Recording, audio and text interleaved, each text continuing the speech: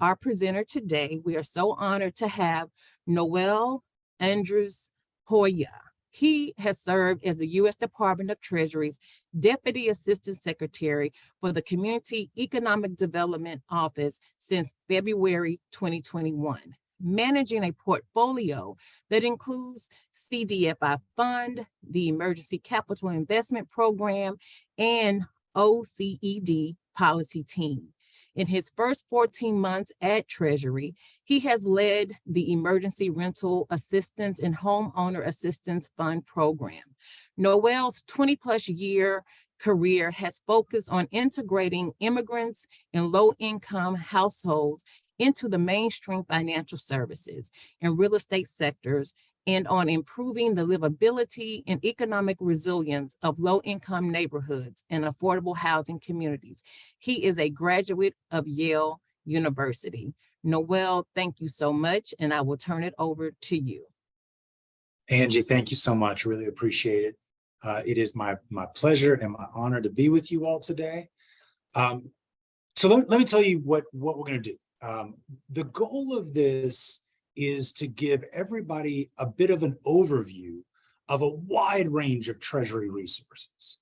And let's explore a little bit how they may be relevant or how they may be in the process of deployment in your communities. And with that, I want to be able to make sure you've got a high level understanding so that after this, you're in a position to say, you know what, there is one program over there at Treasury that is of particular interest to my community. I want to learn more. And then what I will do and our team will do in the Office of Community Economic Development in Treasury, because we're the sort of primary point of contact for the Rural Partnership Network within the Treasury Department, is we can then funnel people to the various program offices so that they can dig in even deeper. Now, some of these programs are programs that I am very, very deeply familiar with, because I either lead them or I led the stand-up of them, and others somewhat less. And so you may find that I may not have an answer to something really specific about, for example, the Capital Projects Fund, but I know the person to get you to. So that's my goal here, is to give you a sense of all of these resources that are flowing through the Treasury Department into communities, how they might be relevant to your community, so that you can then come back to us and say, tell me more, connect me, right? So let me begin though by giving you a little bit of a sense of both who I am, kind of where I come from, and how I'm going to walk through these things during this webinar. So prior to coming to Treasury, I spent about a dozen years leading a national network of community development organizations called the National Association for Latino Community Asset Builders. I've been an entrepreneur. I've run my own company and other people's companies. I've been in the nonprofit sector.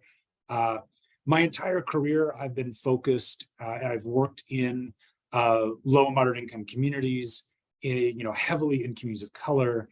I have a more than passing understanding of how grant and various kinds of financial capital flows into communities, how that can have enormous and spectacular impact, and how that can sometimes not work very well. And so, I've got a lot of nuts and bolts underneath the hood. And so I'm happy to engage in sort of discussion. And I've got some background to sort of back that up. At Treasury, as Angie was describing, I came in as a part of the sort of the day one team with Secretary Yellen to help sort of stand things up. It feels like a trillion years ago now, but things were a little rough in February of 2021. There was an emergency going on with various aspects to it. And so I was engaged in sort of standing up two different portfolios of work: our emergency housing teams, and then our community finance work. In emergency housing, that included rental assistance. Many of you may have been engaged in supporting some sort of rental assistance effort in your community. Those dollars are flowing through the Treasury Department, $46 billion in the ERA program. As I will describe to you, there are actually technically two ERA programs, ERA 1 and ERA 2. and the Homeowner Assistance Fund, which was support for homeowners with distressed mortgages. So those are two programs that I helped to stand up from scratch here, largely at the Treasury Department. I'm very familiar with them. And then also on the other side, our community finance work, which is sort of traditionally in the Office of Community Economic Development. That includes the various programs of the CDFI Fund and the Emergency Capital Investment Program. There is within Treasury a division called the Office of Recovery Programs.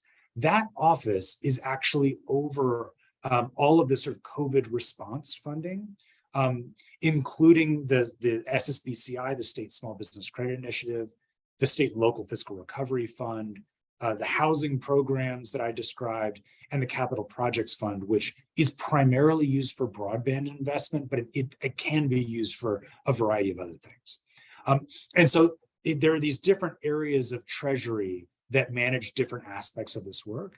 And then while I'm not going to be digging into them in detail, Treasury also manages the low-income housing tax credit, which is run through IRS code, right? It's not a program within Treasury so much as it is a tax credit in the IRS code. And so our Office of Tax Policy is critical to that.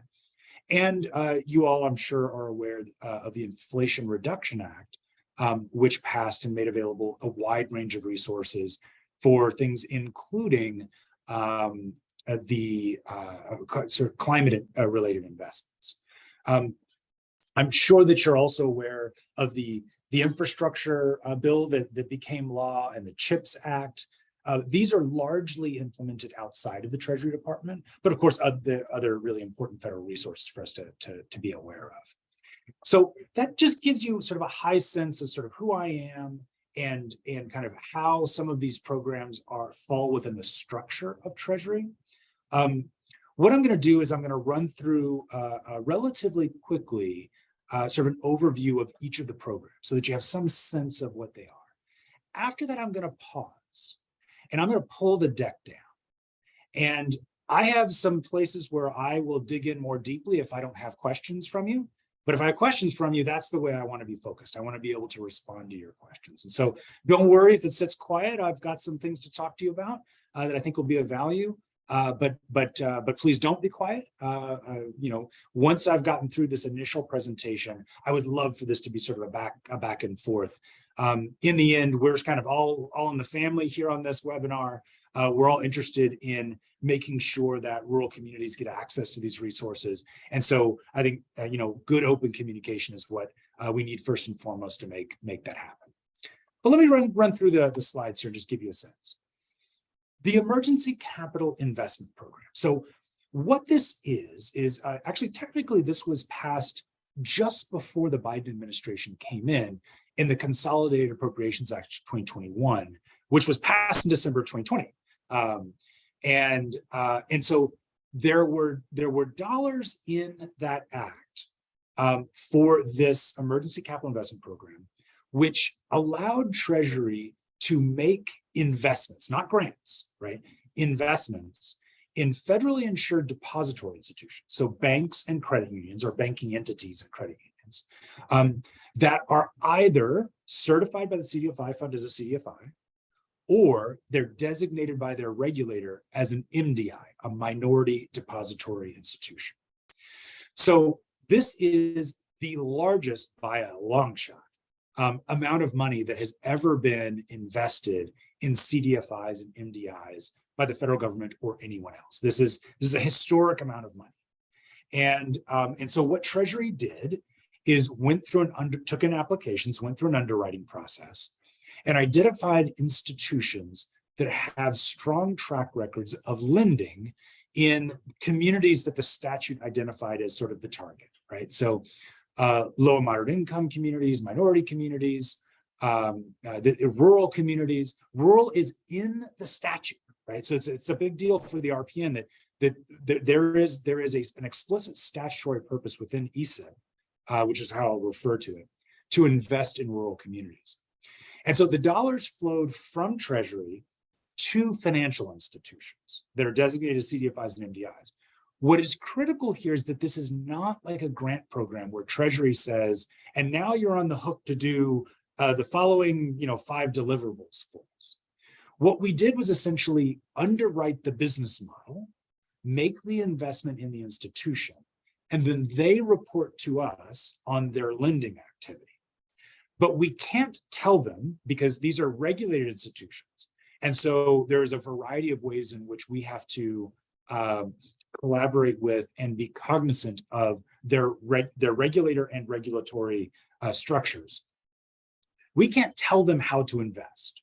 So this is a critical thing for RPN communities is that, well, why don't you send them over here and tell them to invest in this deal? We're not able to do that.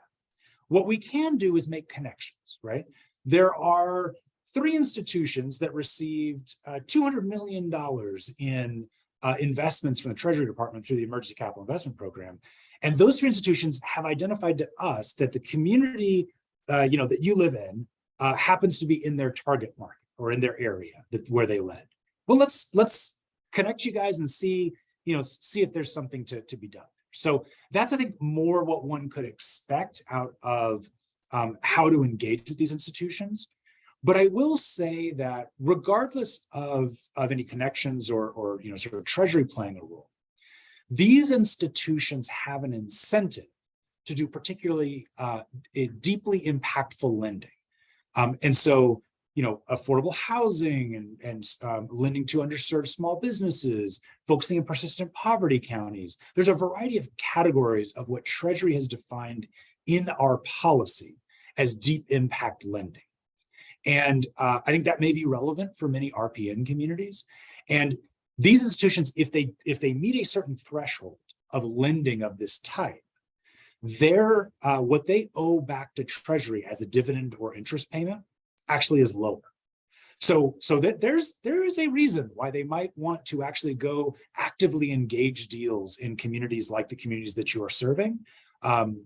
So I'll pause there and just say, I spent actually more time on this program than I will on the next ones. Part of the reason for that is I think this is pretty interesting for RPN communities and might be a place that you want to think about. And the best way to do that is to go look at the list of institutions that have received ESIP investments and see if they serve your community. Moving forward, the State Small Business Credit Initiative is another one that's also very interesting. Also in the sort of community finance space, obviously focused on small business, what is different here is that this is money that is not going to financial institutions, but it is flowing through states. And so they are actually, this is grant money, not investment money like I described before. The grants have gone to states and the District of Columbia and territories and tribes, and those entities have set up programs that they use then to spur small business investment in their jurisdiction. These programs are pretty diverse. So from state to state, they're not all the same cookie cutter, right? They come up with their own programs within certain guidelines that the Treasury established. And so in each state, it is worth getting to know not just kind of the basic federal guidelines that Treasury set up, but the specific state plan. Each state has a plan. Most of the states have received their funding. There may be some that haven't yet. But again, this is historic money. And this is another one where I think it is, to the extent that there are small business communities in the places that you serve, and they are not aware of what the state small business credit initiative sort of program looks like in their state, they should be aware. And so I want to flag this up front as another one that may be of particularly actionable interest to some folks or some businesses in the communities that you serve. Continuing along, the State and Local Fiscal Recovery Fund is the single largest amount of money in any one program that Treasury has put out. It flowed out to a wide range of states, localities, counties, tribes, other small jurisdictions. It's just really, I have great respect for my colleagues at Treasury that just achieved the pure logistical lift of standing this up and engaging so many different entities. And the uses for state and local are incredibly wide. right? It could be used for lots and lots of different things. Now, the reason I might de-emphasize this very slightly to you is that this money has largely gone out the door, and it is money where the decisions about use are absolutely in the hands of local communities. Again, states, tribes, local governments of various kinds. And so usually these institutions, these local and state government and tribal government institutions have received their funding and have largely budgeted this money. That is not true in every case. And so in your community, maybe there is still a local budget process going on about how to balance this with the traditional sources of money that the locality or the state might have.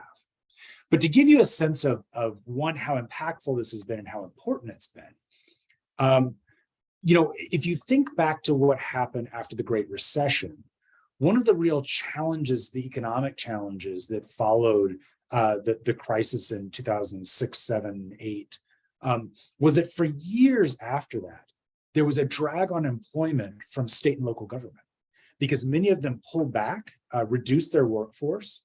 And because those entities often work off of local sales tax or property tax or what have you, their budgets really weren't in a position to begin growing and hiring again for years, even after the economy had begun to recover.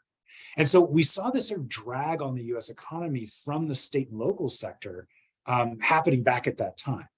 And that's something that had been learned from a policy perspective. And that's why this was a sort of core component of the American Rescue Plan Act when the president and the vice president came in.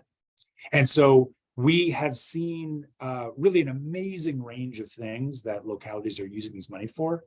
One of the things that has been the biggest use has been affordable housing. And so that's something that you may want to see how these dollars are being used. And we all know that, money flows from federal, maybe to state, and then in a rural community from the state, maybe to a county entity or multi-county entity. And so by the time that's all said and done, maybe there are some state and local fiscal recovery dollars that communities that you serve might want to be aware of. So again, I'm giving you a sense of that sort of filtering that happens of federal money and how you might want to investigate that a little bit to understand how it's affecting communities that you care about. The rental assistance program is, I will say, largely utilized at this point. There was, as I mentioned earlier, an ERA 1 and an ERA 2. They're slightly different programs, but they were managed together. Together, a total of $46 billion. You see here, ERA 2 is $21 billion. The reason I'm highlighting ERA 2 here is that ERA 1 is technically in closeout. So that money has been spent, and our teams are closing out those grants. There is still in some places some ERA 2 money left. It would be something you would want to go to states and localities near you to understand how they're being used. In a rural community, very likely your state would be the place to go because localities that received it can use those dollars in their locality.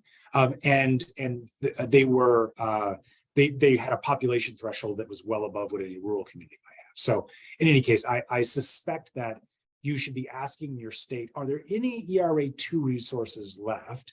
And if so, how are those being used? This money moved very, very quickly, especially after the eviction moratorium came down. These dollars flowed very rapidly. And we've actually, at this point, gotten a fair amount of analysis done on the impact and have seen really places where ERA was used effectively, not just low rates of eviction as compared to pre-pandemic in those communities during the period of the deployment of the money, but ongoing low rates. We have seen those begin to increase now that ERA is no longer really available, but we do see some evidence that in many places that adopted aggressive anti-eviction strategies, including ERA, there continue to be lower rates of eviction. We think in part because of all of the sort of infrastructure that was put in place to address the challenges that lead to eviction. The Homeowner Assistance Fund is still very much in implementation. You may want to learn about this in your state. This money did not go to localities. It went to states, territories, tribes, and tribally designated housing entities. And this was to address the needs of homeowners that with distressed mortgages and other homeowners in distress. Just like I was describing before with state and local, each state has their own plan. And so each plan is a little bit different and has kind of maybe some different programs or different opportunities. And so it is very important, if you want to know how the Homeowner Assistance Fund works in your community, go to your state plan. Those plans should be available to you publicly. There were a variety of things about how those plans were created, where states had to really think and reflect to Treasury who really needs these resources most. But there are still opportunities, depending on the state that you're in or the territory that you're in, to connect people to the Homeowner Assistance Fund. But again, this is a place where a homeowner with a real challenge would directly go to a state program and potentially be eligible for some kind of support. The Capital Projects Fund is ultra exciting, to be honest. It is a fund that was created in effect primarily to focus on broadband access. And so in the broadband space, CPF is really changing the game. It's making resources available, including with significant impacts in many rural communities. And so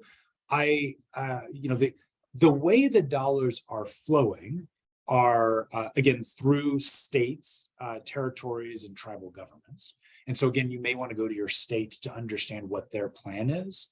And obviously, broadband infrastructure investments tend to be large investments. But I suspect that there are RPM communities that may be impacted by some of these investments and impacted in positive ways. And so you may want to learn about some of the broadband investments that are being made and how that may be changing the game, frankly, in some rural communities where you work. Finally, I'm going to just run through quickly a range of programs that the CDFI Fund administers. Many people think of the CDFI Fund as like a single thing, like it's a program and you get CDFI money. It's actually a bunch of programs. It's quite a complex organization. The CDFI Fund is actually an institution of more than 100 employees in the Treasury Department. It reports into my position, the Deputy Assistant Secretary for Community Economic Development, but there is a senior career leader, the CDFI Fund director. And so it is really the sort of beating heart of Treasury's community finance work. The Bank Enterprise Award Program is a program where essentially monetary awards are provided to banks and thrifts based on work they've already done. And there is a lot of, for example, persistent poverty county investment. Many rural counties are impacted. But one of the things I suggest is if you go and look at past years of bank enterprise awards, you will see banks listed there that have received those awards. And if they work in your community, you can be assured that that's a bank that's doing interesting community development work, and maybe a bank that's worth engaging with.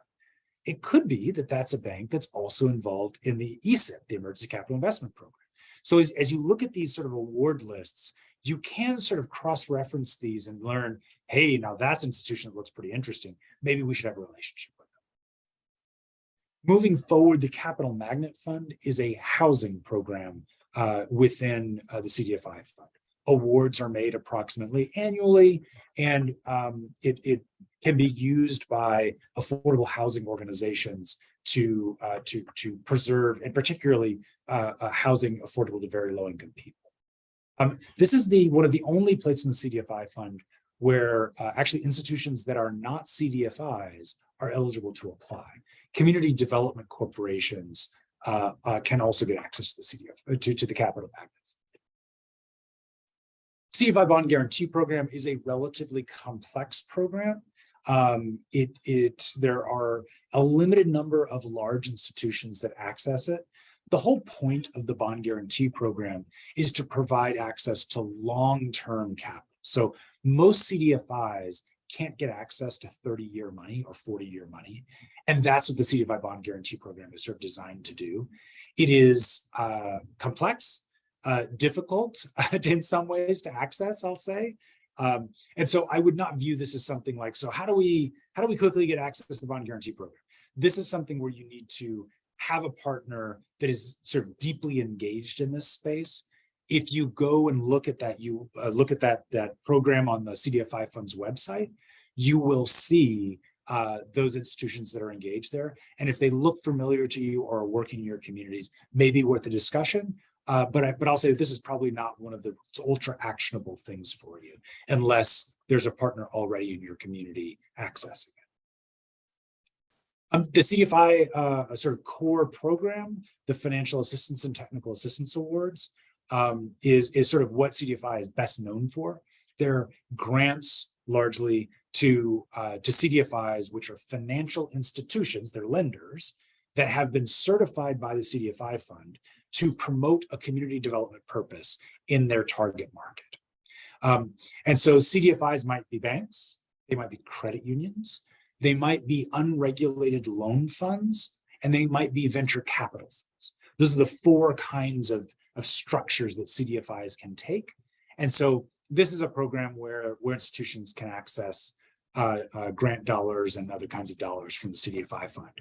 And so I strongly, strongly encourage you to know which CDFIs, and I would also include minority depository institutions, MDIs, are institutions that have those designations that work in your community, because there has been historic investment through ESIP and through the CDFI Fund in those kinds of financial institutions, and they are probably hungry for deals that promote a community development purpose. The native initiatives within the CDFI Fund includes the Native CDFI Assistance Program, the NACA program. It is targeted to Native organizations. Excuse me. And then there's a range of technical assistance that is provided also to Native CDFIs. Native CDFIs are designated as Native CDFIs, there's criteria for it, and they focus in tribal communities. The New Markets Tax Credit Program you may have heard of, also administered in the CDFI Fund. They have no shortage of work over there. This is a tax credit, so it's a collaboration between the IRS and the CDFI Fund. It is a highly competitive program that is focused on driving capital through somewhat complex structures into local economic development, job creation efforts. And so if you have institutions that are doing significant investments in your communities, I would not be surprised if they're thinking about using New Markets tax credits for portions of those deals. It is a complex program, so nobody snaps their fingers and gets New Markets tax credits, but it's something that is worth being aware of as a very important economic development investment tool. The Small Dollar Loan Program is a very small grant program in the CDFI Fund that is focused on small dollar credit, so under $2,500. And essentially, it is, you might think of it as something like an incubator for pilot projects that are looking to provide small dollar loans. And there are some restrictions on these things not looking like payday loans, for example. And so this helps to bring vitality to the space of small dollar lending, where oftentimes financial institutions just view it as a too high cost and low return place to provide responsible services. And it's also why all kinds of other institutions come in and offer services that many folks would not view as particularly responsible financial products. So I'm gonna stop there. Please take a look at this, and at the end I'll pull this up again. But make sure you know your links and places to go for the Rural Partners Network. Please do reach out to the Rural Partners Network team for being connected to Treasury. We will look to connect people to Treasury program offices for more in-depth information if it's relevant to your community. And so what I'm going to do is I'm going to pull down the slides now. I'm going to pause here and let's open it up to questions. And I'll also take a look at the chat. I haven't been watching the chat during this time. And we can do some back and forth. And also, if it's sort of quiet and there aren't questions, I've got a little bit more to share with you, which I'll do. But let me pull down the slides. And now this is much more fun than you having to listen to me. Let's do a little back and forth here. Please feel free to raise your hand using that reactions button, and then we'll take questions as they go. I'm also taking a look at the chat right now.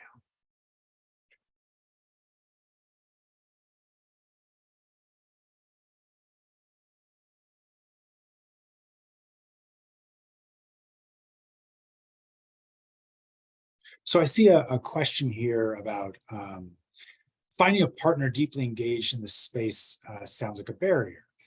Is there ever going to be access given other than to the usual suspects, and how do we change that? It's a good question. There is on one hand, for example, let's take CDFIs for example. There's a process for certifying institutions as CDFIs. That certification is important because the question is to whom should we make public subsidy available to promote a community development purpose? Well, we need some process for making sure that money is not just flowing to anybody for any purpose. But on the other hand, it can be limiting to have a certification process. And I think there is some correlation between how much kind of process we want to put in front of folks before they access money and the complexity or capacity required to do that work. So for a community lender, lending is not for the faint of heart. I ran a CDFI before I came to the Treasury Department. It requires a set of really particular expertise. And so you want to make sure that institutions have that. But I think the question points to exactly the right public policy question we should be asking ourselves, which is, how do we open access responsibly? It's something that we thought about a great deal in the Emergency Rental Assistance Program, which was in an emergency. It was intended for very low income people. And so lots of barriers to access was deeply problematic because we were working with a vulnerable population under incredible time constraints. And so for each program, I think each federal department really thinks about those tensions and wrestles with them. And it is, I think, always a productive thing for folks to sort of push on those tensions and say, are you getting this right? In my community, it seems like you've put too many barriers, or boy, we're seeing this used in ways that are not great. Like maybe there should be some more protections, right? But it's a great thing for you to point to. I see another question here about the State and Local Fiscal Recovery Fund, and asking just about connecting with states. So it's a really good question because my assumption is that in each state, the kind of right person to talk to may be different. So if what I think might be useful is for folks that are looking for connections in their state and they don't already have those, I think I'd be very happy to take some of those back to our state and local team and ask them, who do you work with in the state of fill in the blank, right? And maybe we can provide a direction to someone that is actually engaged in the program. So I will need to circle back with our state and local team to see how that could work. But I think in general, the state and local money decisions about those were really made in the governor's offices and in the legislatures. I mean, this was very high level sort of discussion. So my guess is that elected officials probably could point to the right people in this process, because this was a big part of state budgets over the past 2 years. There's a question that I'm gonna move on from and ask to come back to, which is the New Market Tax Credit Program like a WOTC? I'm gonna need help with WOTC. I have lots of letters and numbers that bounce around in my head, but that one I'm not sure I know. So if you don't mind, Sonia Matos, just following up and letting me know what you meant by WOTC. There's the question about SSBCI. Again, each state has their own program, so there is no cookie cutter answer to how a small business might access SSBCI resources. So I would want to make sure there was a connection between the RPN lead in a given community and whoever in the state is the SSBCI lead. That feels like something we can probably achieve. And so if you're interested in that, I would love to follow up on this webinar and work with my RPN colleagues to make sure that we're able to make some of those connections, because I think that is a very fruitful potential way for an RPN community to get engaged. And yeah, thanks, Ellen, for putting some of this stuff in here. Oh, the work opportunity tax credit. Thank you, Sonia. Yeah, so very, very different. The new markets tax credit is a tax credit that is essentially used to leverage private capital into deals that are community or economic development deals that are creating jobs. And so the structures around a new markets tax credit are quite specific. There is a designation of a community development entity, CDE, that the CDFI Fund provides on top of a CDFI status. So these are two different things. So CDEs can access new markets tax credits.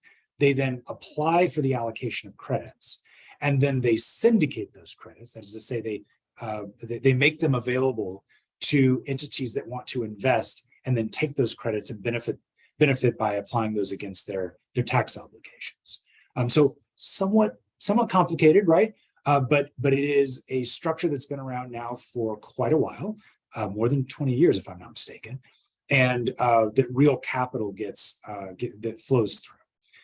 But again, this does require some significant structure in place to leverage them, which is why a partner that is familiar with new markets or uses them would be a very good idea.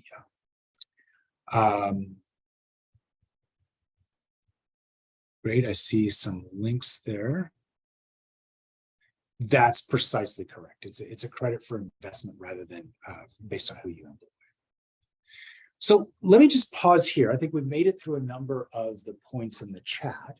Let me just pause and be silent for just a second. I'm okay with silence if you are, and let people think about if you've got questions. Feel free to raise your hand, and we can go down that way. Just remember, the way that you can raise your hand is underneath the reactions button at the bottom. So you just raise your hand and you can be called upon and you can unmute yourself.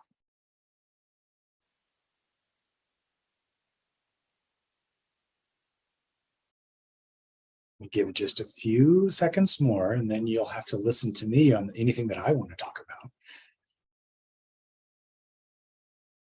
Okay, I want you to feel free to raise your hand at any point now, so don't worry about interrupting me. As you've got questions, please just throw that hand up and we can get there. I do want to raise, I see a question here in the chat that came up. That's exactly one of the places I wanted to go. So thank you for asking it about new programs on the horizon. So let me start there. I mentioned early on that I was not going to dig into the Inflation Reduction Act. But the Treasury is playing a very significant role particularly through tax credits that were authorized in the Inflation Reduction Act. In implementing that law, that is, I think in the press, it is most sort of pointed to or looked at as climate investment, as well it should be. That's exactly, there is a real climate overlay in terms of the priorities there. But it is also very important for us to look at these resources as resources that are really strong core economic investment tools. And let me give you an example of that. So the solar industry is really, stronger than it was 20 and 30 years ago. It's growing. And the resources available for investment in solar, or that could be applied to investment in solar in the Inflation Reduction Act, are absolutely historic in terms of the amounts of money. And so solar is, I myself grew up in a rural community. I keep track of what's going on, in the town near where my mom still lives. And solar is really critical, I think, to a lot of rural communities because, in part because of the fact that you don't necessarily always need to run lines from far away if you can do solar production locally. And so this idea of smaller scale community solar applications is something for which there are a variety of tax incentives that are being developed. Who is going to go after that? Who in your rural community is positioned to apply for that? Oftentimes that will be for-profit companies, right, that are doing this work, not always. But that's who might have a tax liability that they're trying to offset by accessing some of this. And so I would just say that watching the development of the Inflation Reduction Act tax provisions will be important. Maybe as a follow-up, we can include in materials some additional information about that and places for you to watch over time, because this is still very much in process. Policy is being developed, things are being rolled out. The other thing is, remember the EPA, the Environmental Protection Agency, and I remember I am at Treasury, not at EPA, but I think it's very important to acknowledge that the Greenhouse Gas Reduction Fund is a multi-billion-dollar opportunity for investment in underserved communities where community finance and climate finance are sort of intersecting. Now, that is still a program that is being defined. EPA has been rolling it out. We hosted a convening at Treasury not too long ago in which there was an update about the implementation of that. Keep your eyes open. We're going to be putting out a summary of that convening not too far in the future. But in any case, those are places where you want to keep your eye out because there's major resources yet to be deployed, right? I'm talking about a lot of resources that are well into the process of deployment, but that keeping your eye on the horizon is still something that's important. And I will say again, not a Treasury initiative, but the CHIPS and Infrastructure Act investments are enormously important, right? And each being run by various parts of the federal government, but those are other things I think you should certainly keep an eye on. I see a question here from Juliet. How would poor communities get these funds if they don't have a cooperative governor or state legislature? It's an outstanding question, Juliet. So many of these resources are flowing through the states, not all of them. As I am sure you are deeply aware, in rural communities, you are particularly beholden to your state government because resources are not flowing to your locality. So you're not in a city or a county that's getting direct federal resources. And so this is where I think other intermediaries and partners complement a state's ability to invest. Sometimes a nonprofit or a community development financial institution or other institution might be better positioned than a state agency to invest in a given community. I think we've seen that clearly over the course of time. And so I think identifying those partners, and because it's the part of the Treasury Department that I oversee and the kind of work that I do, I strongly encourage you to really think about who are the community development financial institutions that you could partner with in your community. And if there aren't any, there are many CDFIs that work nationally and regionally that maybe don't know there's an opportunity in your community. Because just as you're looking to leverage them, they're looking to leverage you, right? And so this is not a one-way sort of like, oh, please come to our community. Your community is an asset, an investable place. And from their perspective, there may be deals there that they really want. And to have a partner in the community who can help them figure that out is to them enormously valuable.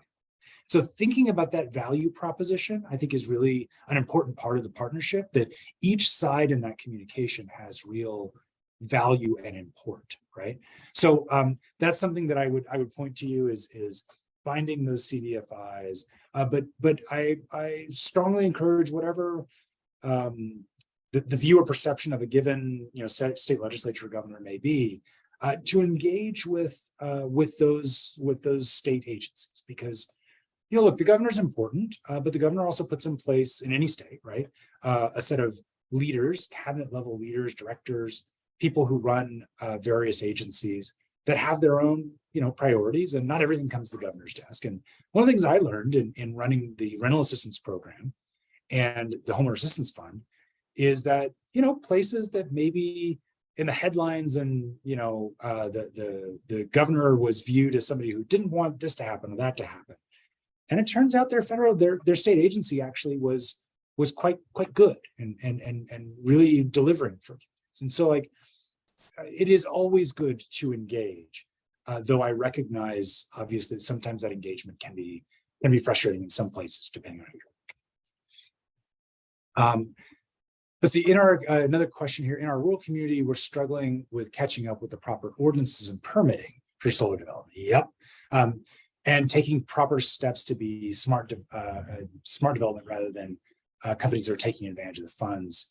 So navigating those best practices. It's a spectacular sort of set of details. I just mentioned that we hosted a convening at the Treasury Department where we brought in community development financial institutions and other investors and partners of theirs around these kinds of investments. And this is actually one of the things that really came up was in the implementation of climate-focused community finance and the projects that get invested in, it's this nitty-gritty stuff that oftentimes is where the kind of friction is. And oftentimes I think these things, and now I'm not speaking as a Treasury official, but by experience actually doing deals like this in the past, you're pointing to permitting and ordinances and things is really important. I think the partnership with county and local government early in the process, so that, look, there's a different kind of project that's coming. And so how does a solar deal run up against local electrical code, for example? There are all kinds of little details there that you would need to have master electricians in the room to really understand. But the fact is that those conversations need to happen, and those electricians need to be thrown in a room together, right?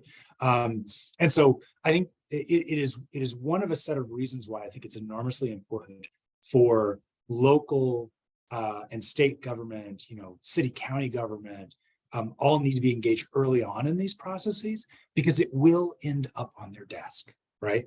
And if it ends up there and they're familiar with it, that's sure better than they're what is this? This looks crazy. No, yeah, those sorts of things. We will most certainly make these slides available to everyone. And in the slides, you may have noticed as I was going through, there's lots of underline bold. That's because those are actually hyperlinks. So when you get the slide deck itself, you will be able to click through to a bunch of resources. And so it will be much more useful than just looking at it on the screen. I'm continuing down, will a CDFI help with a museum? Great question. Meet a CDFI, meet one CDFI.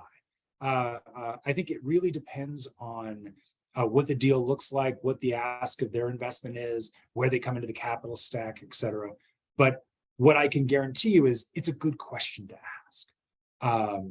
Museums are community facilities. They serve the community. So is that sort of generally in scope for CDFI? Sure, right? But each CDFI is different, right? They're a financial institution that specializes in their specific thing. Some of them are small business lenders. Some of them are community facilities lenders. Some of them are mortgage lenders, right? They sort of focus on different sorts of things. And so finding the right CDFI might be the trick there. And in particular, I would look for CDFIs that have experience doing community facilities lending.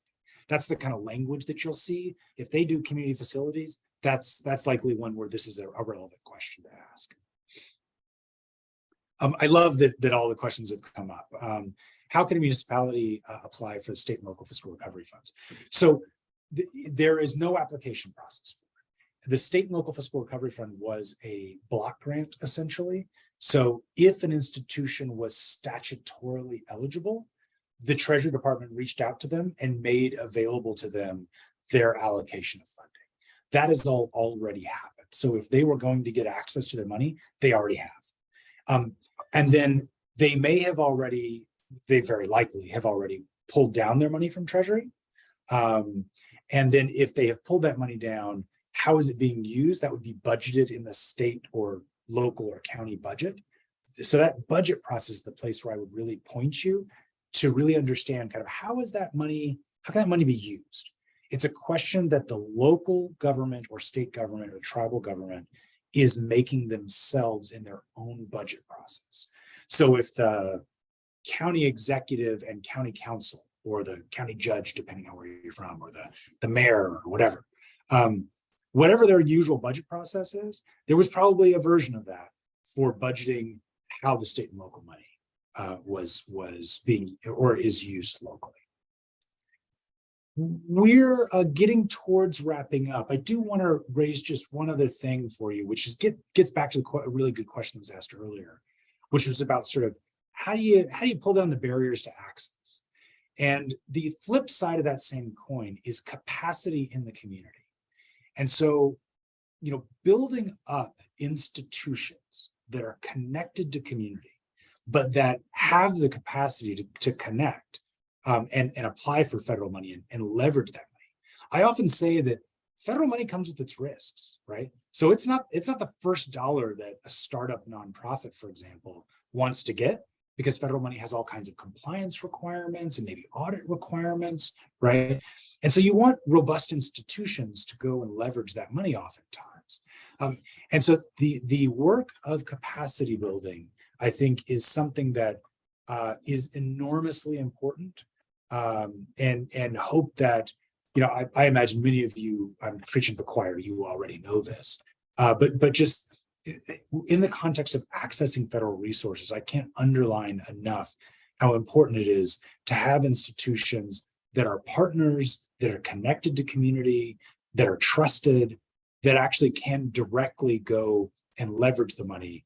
Because while state, local, county governments are very important for certain things, it is great to have partners that are connected to community to do others. So I'm going to stop and sort of turn to my USDA colleagues. I'm also going to pull up the slide with all of the sort of Rural Partners Network links, just so that you're seeing it here at the end. But I just want to say thank you very much for listening. I hope it's been useful to you, and know that we at the Office of Community Economic Development, the Treasury Department, are committed to being a partner with RPN. And if you're working with your RPN team and family and coming to us, we're here to serve, here to connect you to folks. So with that, I will pull up the slides and just say thank you to you.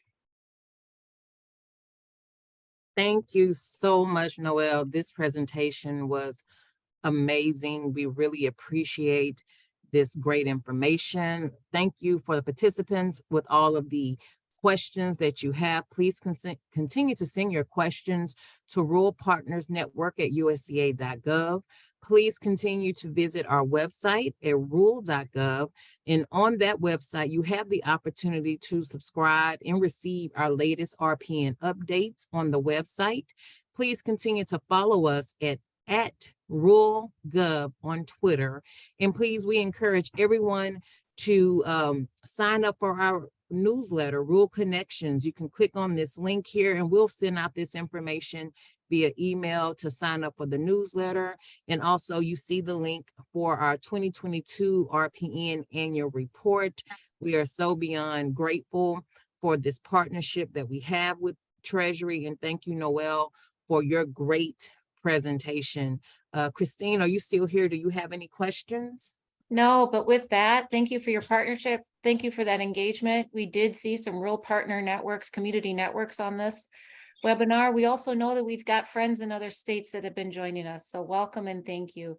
We always recommend check out rural.gov, find out more about Rural Partners Network and the wonderful federal agencies. Definitely US Treasury is one of them that are our partner to RPN, but also in coordination of all the resources and programs that are available to you. So thank you again for joining. Thank you to our strong partnership with Treasury, and we will be following up with additional information. Great job, Angie, and we look forward to continuing offering these kind of webinars for you, for your benefit. So as you see that email address, if you got some ideas for some additional webinars that we can provide to you, please email us and request, and we'll try to get some scheduling for you. Thank you again. And this ends this webinar. Thank you. Have a great rest of your week, everyone.